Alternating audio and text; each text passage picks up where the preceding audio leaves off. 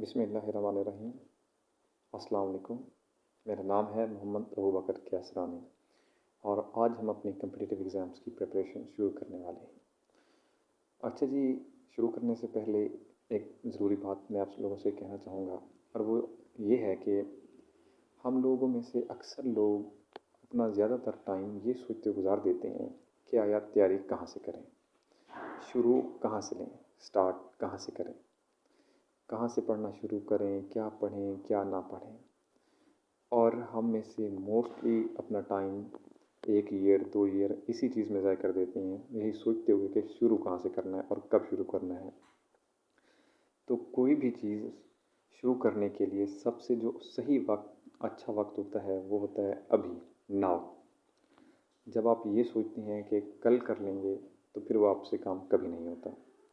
खैर, हम एस्पिरेंट्स हैं और एस्पिरेंट्स का टाइम हमेशा कीमती होता है, तो विदाउट कोई टाइम ज़ाय किए शुरू करते हैं अपना आज का लेक्चर। अच्छा जी, causes of war of independence. ये वैसे मैंने जो लेक्चर बनाया है ये है सीएसएस के हवाले से। जो लोग सीएसएस के एस्पिरेंट्स हैं उनके लिए बहुत ही बेहतरीन है। अच्छा, इसमें हम causes of war of independence discuss करने वाले हैं। आपने बहुत सारी जगहों पे डिफरेंट डिफरेंट काजेज़ देखे होंगे, मतलब हर किसी का डेटा जब आप यूट्यूब पे सर्च करेंगे तो डिफरेंट होगा।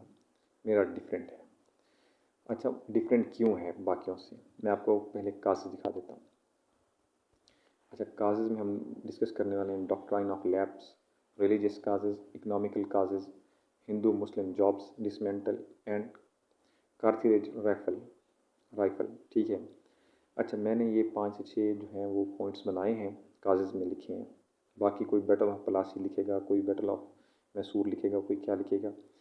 देखें, कामयाब एस्पिरेंट वो होता है जिसका जवाब सबसे ज़्यादा डिफरेंट हो।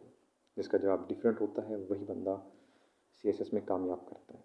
जब आप यूनिक तरह से आंसर करते हैं तभी आप कामयाब होते हैं।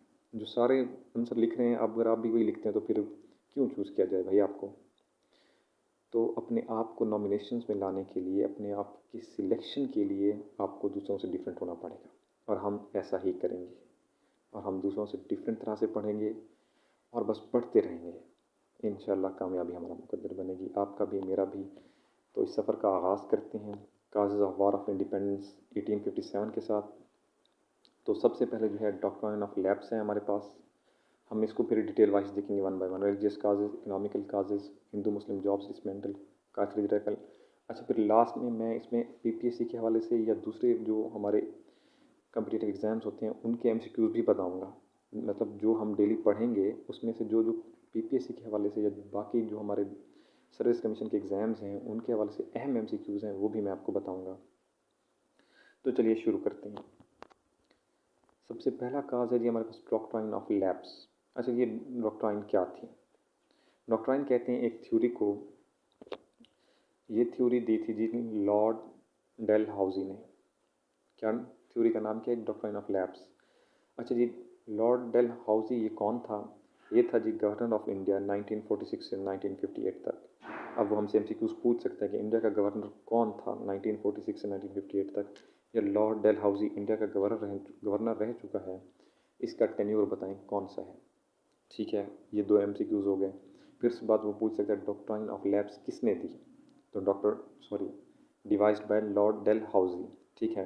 अच्छा, ये थ्योरी थी क्या? ये थी एनेक्सेशन ऑफ स्टेट्स के, मतलब स्टेट्स पर गास्बाना कब्जे के हवाले से। इस थ्योरी को देख लेते हैं। अच्छा, एक और बात मैं आपसे डिस्कस कर लूँ कि जो डॉक्ट्राइन ऑफ लैप्स है, पीपीएससी में भी ये क्वेश्चन पूछा जा सकता है कि ये किसने दी, कब दी, कौन था बंदा। तो आपके सामने तीनों सवालों का आपको जवाब मिल चुका है। अच्छा जी, डॉक्ट्राइन ऑफ लैप्स थ्योरी क्या थी? तो मैं पढ़ के सुना देता हूँ आपको। If Indian ruler die without a natural male heir, his kingdom would be lapse into the hands of British. It would be the part of company territory, जो ईस्ट इंडिया कंपनी थी उस वक्त। अच्छा जी, लॉर्ड डलहौजी ने कहा था कि अगर किसी भी स्टेट के अंदर, किसी भी रियासत में उसका जो सरबराह है मेल हायर नहीं है, तो फिर वो डायरेक्टली चली जाएगी ब्रिटिश के हैंड्स के अंदर। तो ब्रिटिश उसको हैंड ओवर कर लेंगे, ब्रिटिश उस पर कब्ज़ा कर लेंगे, वो स्टेट डायरेक्टली ब्रिटिश के अंडर होगी और वो उन्हीं उनकी जो ईस्ट इंडिया कंपनी है उसी की टेरिटरी का हिस्सा होगा, मतलब उस पर उन्हीं की हुकूमत होगी। समझ आ गई? अच्छा, मैंने इसमें नेचुरल मेल हायर को हाईलाइट इसलिए कर दिया है कि उनकी जो हमारा मेन पॉइंट है वो यही है कि अगर नेचुरल मेल हायर, अब हुआ क्या यहाँ, नेचुरल मेल हायर क्या है? हमारे पास स्टेट्स थी ओध की, तंजौर की, झांसी की और सरतारा की, ये जो है इनकी एनेक्सेशन की गई थी। अच्छा, इसमें जो है झांसी की जो स्टेट थी उसमें थी रानी लक्ष्मीबाई और उसने उसका बेटा पैदा हुआ और वो मतलब कि मेरे ख्याल से उसकी डेथ हो गई बेटे की, तो रानी लक्ष्मीबाई भी उस वक्त हुक्मरान थी। तो इन्होंने इसलिए मेल हायर की शर्त लगाई ताकि ये आसानी से उस पर कब्ज़ा कर सकें, ठीक है। और एक और भी थे, मतलब कि एक और स्टेट थी, मुझे उसका नाम याद नहीं है, इन्हीं में से थी एक, और उसका जो हायर था मेल वो गोद लिया हुआ था, लेपालक था। तो इस वजह से इन्होंने ये शर्त लगा दी कि नेचुरल मेल हायर, कि भाई नेचुरल ही हो, जो मतलब रूलर है उसी का बेटा हो, तो अब हम उसको रूलर मानेंगे, नहीं तो हम उस पर कब्ज़ा कर लेंगे, ठीक है। अच्छा, इसमें एक स्टेट थी, स्टेट ऑफ ओध, ठीक है। इसमें क्या हुआ था कि इसका जो गवर्नर था या जो इसका हुक्मरान था वो था नवाब। अब ब्रिटिश ने उस पर कब्ज़ा कर लिया ओध पर। अच्छा, उस पर ओध पर कब्ज़ा कर लिया, क्यों कब्ज़ा किया? जिन्होंने अपनी इसी डॉक्ट्राइन ऑफ लैप्स में एडिशन कर दी कि अगर मतलब हमने जो ओध के लोग हैं उनको उसकी मिस गवर्नमेंट से आज़ाद कराया है, उसकी करप्शन से, उसके काले कारनामों से हमने ओध के लोगों को आज़ाद कराया है। अच्छा जी, जो ओध के लोग थे वो अंग्रेज़ों के बिल्कुल सख्त खिलाफ थे और नवाब के हक में थे, तो इन्होंने जी रिवोल्ट कर दिया, बगावत कर दी। तो सबसे पहले जो मतलब partition of in sorry war of independence में ये भी शामिल हो गए थे, ओध वाले भी शामिल हो गए थे इन स्टेट्स में से, ठीक है जी। अच्छा, डॉक्ट्राइन ऑफ लैप्स थ्योरी का पर्पस पूछ सकता है एमसीक्यूज के हवाले से, तो इसका पर्पस था कि टू एनेक्स दी स्टेट्स।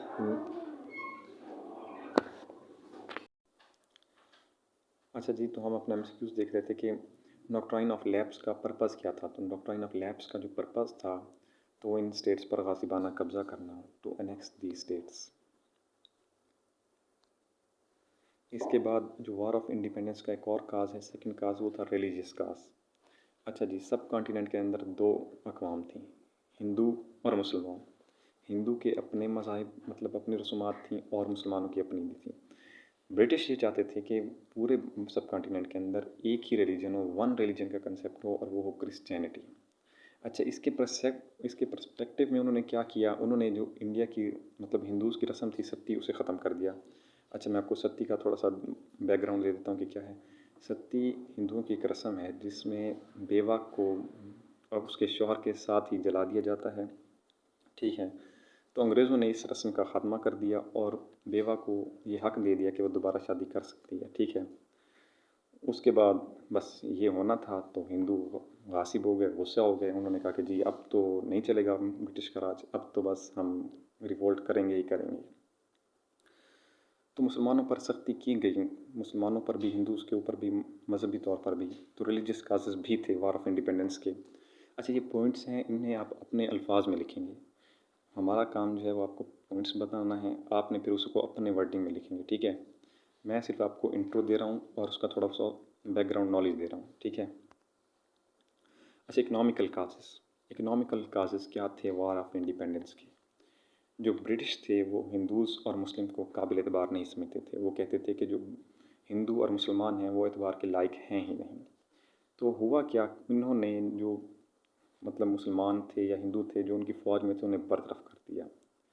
अब जब एक फ़ौजी बरतरफ होता है तो जैसे हमारे यहाँ अब है, तो कल्चर वही था कि एक पाँच पाँच छः छः बंदों को एक ही बंदा पाल रहा था। तो जब उसकी जॉब नहीं हुई तो फिर वो 5-6 भी गए काम से। तो इस तरह उनका जो इकनॉमिक लॉस हुआ वो बहुत बड़ा लॉस हुआ। उनकी जॉब्स ख़त्म कर दी गई, उन्हें जॉब से निकाल दिया गया। बहुत सारे आर्मी वाले थे, बहुत सारे दूसरी जगहों पे जॉब कर रहे थे, तो उन्हें जॉब फिर दी भी नहीं गई, जॉब से निकाल भी दिया गया और जॉब भी नहीं दी गई। तो इस तरह उनके इकनॉमिक स्टेटस पे अटैक किया गया। पहले उन्होंने कहा किया, उन्होंने रिलीजियस पे अटैक किया, फिर उन्होंने इकोनॉमी पे अटैक किया, ठीक है जी। अच्छा जी, फिर यही डिसमेंटल ऑफ जॉब्स यही है कि अब देखें मुग़ल्स का जो दौर था वो एक सुनहरी दौर कहलाता है। उस दौर के अंदर बहुत सारे हिंदूज़ को दरबारों मतलब उस वक्त सबसे बड़ा ओहदा दरबारी ओहदा ही होता था जो दरबार में दिए जाते थे, और हिंदूज़ को दरबार के अंदर बहुत बड़े बड़े ओहदे दिए गए, ठीक है। लेकिन ब्रिटिश ने क्या किया, ब्रिटिश जैसे ही आए मुसलमानों को तो उन्होंने निकाला ही निकाला, उन्होंने हिंदूज़ को भी कहा चलो भाई तुम्हारा काम भी ख़त्म, और इस तरह उन्होंने हिंदूज़ को भी निकाल दिया, ठीक है। तो अब हिंदूज़ और मुसलमान दोनों के पास ना ही कोई आला जॉब है, बाकी जो जॉब थी उससे भी निकाल दिए गए हैं, ठीक है। तो इस तरह उनका जो इकनॉमिक स्टेटस है वो बहुत ही बुरी तरह मुतासिर हो चुका है।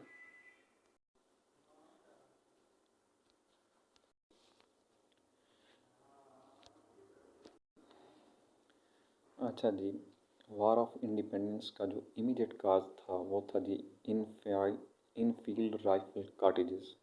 ये क्या थी? ये एक किस्म का असला था जो उन्होंने मतलब ब्रिटिश ने इंट्रोड्यूस कराया था। मतलब उसकी जो नाल थी या पता नहीं किस चीज़ को वो मुंह से मतलब खींच के उतारते थे उसकी खाल को और फिर वो फायर करते थे। अच्छा, अब ये जो कार्ट्रिजेस थे ये किस चीज़ से बने थे? ये बने थे सूअर और काऊ की चर्बी से बने थे। अब जो सूअर है वो मुसलमानों के लिए हराम है और गाय जो है वो हिंदूज़ के लिए मुक़द्दस है। ये एक बार फिर से मज़हबी अटैक हो गया, और बर्रे सग़ीर हमेशा से मज़हबी जज्बात के अंदर बहुत हसास रहा है। तो सर सैयद के नज़दीक ये जो था वार ऑफ इंडिपेंडेंस मतलब इमीडिएट काज था वार का, वार ऑफ 1857 का। अच्छा, इसमें अब हमने जो MCQs देखे हैं मतलब जो हमने सारा पढ़ा है उसमें से MCQs कौन कौन से आ सकते हैं? Who gave theory of lapse? अगर आपने मेरा लेक्चर ध्यान से सुना है तो इस सवाल का जवाब आपको मिल चुका है। Who was governor of India during war of independence? ये भी आपको जवाब पता है अगर आप पहले ही स्लाइड के अंदर मौजूद हैं। अगर आपको ने लेक्चर ध्यान से नहीं सुना तो पहली स्लाइड फिर से देख लीजिएगा, बिल्कुल स्टार्ट के अंदर। Which state with male heir annexed by Hindus? Sorry, यहाँ पे मैंने ब्रिटिश लिखना था, मैं हिंदूज लिख गया, तो जल्दी में थोड़ा सा टाइपिंग मिस्टेक हो गई है। खैर, which state with male heir next by British, तो वो थी ओध की स्टेट जिसका हुक्मरान कौन था? नवाब था। अच्छा, कौन सा वेपन था जो मुसलमान और हिंदुओं ने जिसे हराम समझा था? वो कारतूस था। ठीक है जी, तो हमने आज causes of war of independence देखे। पहला पहला हमने देखा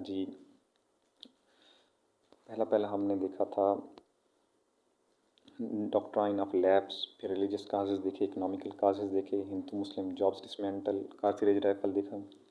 मेरे नज़दीक ये 6 पॉइंट्स इनफ हैं एक क्वेश्चन के लिए। अगर वो हमें क्वेश्चन दे देता है कि what were the causes of war of independence, तो ये 6 पॉइंट्स इनफ हैं, ठीक है, 20 नंबर के क्वेश्चन के लिए।